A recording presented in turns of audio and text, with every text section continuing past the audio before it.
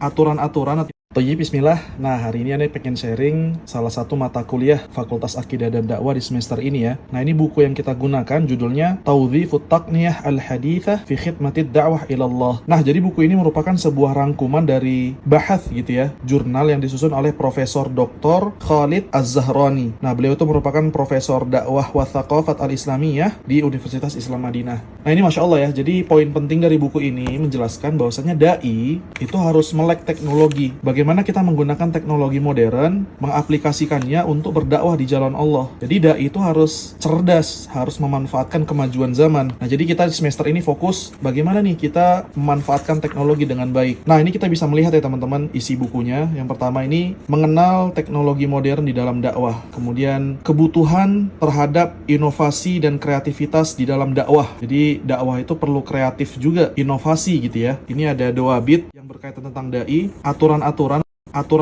yang berkaitan tentang dai, aturan-aturan terkait audiens, mad'u, orang yang kita dakwahi. Kita sekarang coba masuk ke pembahasan pertama ya teman-teman. Pentingnya mengaplikasikan teknologi modern di dalam dakwah. Nah, para ulama kontemporer, mereka menjelaskan betapa pentingnya untuk menggunakan teknologi ini dengan berbagai macam jenisnya untuk kita gunakan berdakwah. Suatu ketika Syekh Abdul Aziz bin Baz rahimahullah ditanya tentang metode yang sukses untuk berdakwah di jalan Allah di zaman ini. Jadi gimana nih tips sukses dakwah di zaman ini? Nah, itu Syekh bin Baz ditanya. Nah, lihat jawaban beliau nih luar biasa teman-teman. Di antara metode yang paling sukses untuk berdakwah di zaman ini dan yang paling bermanfaat adalah menggunakan wasailul i'lam, yaitu menggunakan media sosial. Karena itu sudah terbukti berhasil. Media sosial itu ibarat senjata yang bermata ganda. Kalau kita bisa menggunakannya untuk berdakwah di jalan Allah, menunjukkan manusia terhadap apa yang Rasulullah SAW ajarkan, baik melalui siaran, kemudian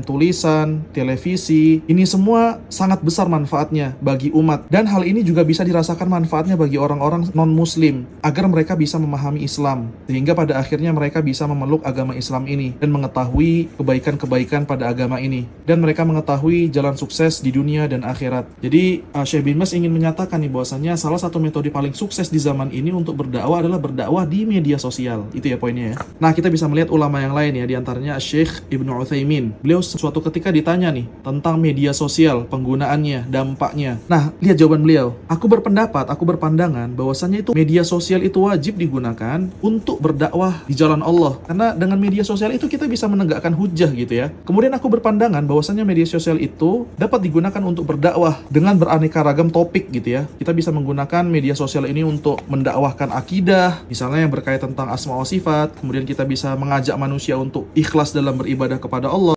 Allah, kita bisa mengajarkan fikih, contohnya ibadah, dan lain sebagainya. Intinya media sosial ini bisa kita gunakan untuk mengajarkan manusia nih kepada kebaikan. Begitu juga nih dengan Mufti Am, Syekh Abdul Aziz Al-Syekh, dia juga mengatakan poin yang sama, bahwasanya media sosial ini bisa kita gunakan nih untuk berdakwah, nih punya dampak positif untuk dakwah gitu ya. Jika kita bisa menggunakannya dengan baik, hingga kebaikan Islam ini bisa tersebar. Apalagi sekarang ini umat sangat butuh ya dengan ilmu agama. Nah, kita harus hadir nih sebagai solusi untuk membawa manfaat bagi umat, agar media sosial kita bisa menjadi salah satu investasi terbesar kita untuk mendapatkan pahala di akhirat kelak.